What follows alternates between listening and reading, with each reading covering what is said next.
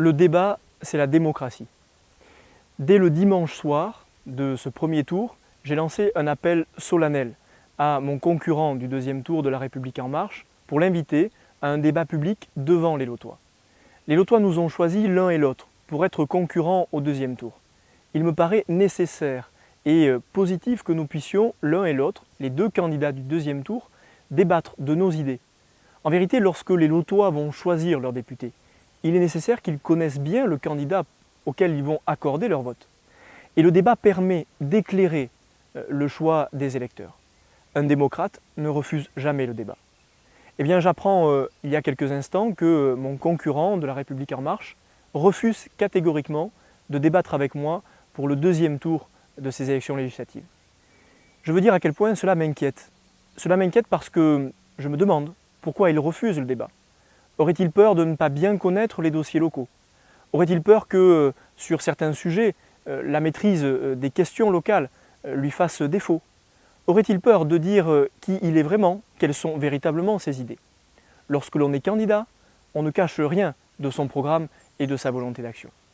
Et puis je trouve que c'est une façon assez méprisante de s'adresser, ou plutôt de ne pas s'adresser, aux électeurs et aux citoyens.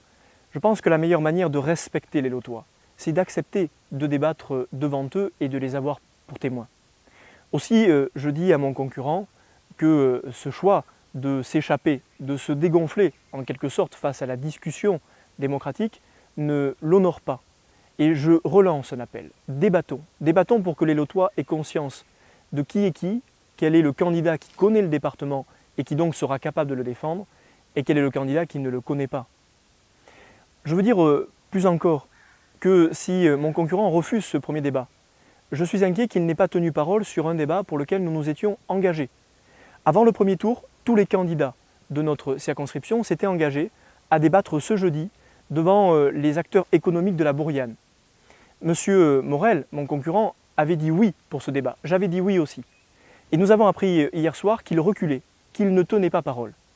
Comment peut-on demain défendre à l'Assemblée nationale dans des débats difficiles notre département si l'on n'est pas en mesure de tenir ses premiers engagements locaux et de tenir sa parole d'un débat sain, honnête et ouvert devant les entrepreneurs? Aussi, je vous donne rendez-vous jeudi à 18h30 au cinéma de Gourdon. Je serai sûrement le seul à présenter aux acteurs économiques de notre territoire le projet qui sera le mien demain comme député. Soyons clairs, je n'ai vocation à attaquer personne, mais nous avons vocation à savoir qui est qui. Refuser le débat, c'est refuser d'être candidat, c'est refuser d'être demain un bon député pour le département du Lot.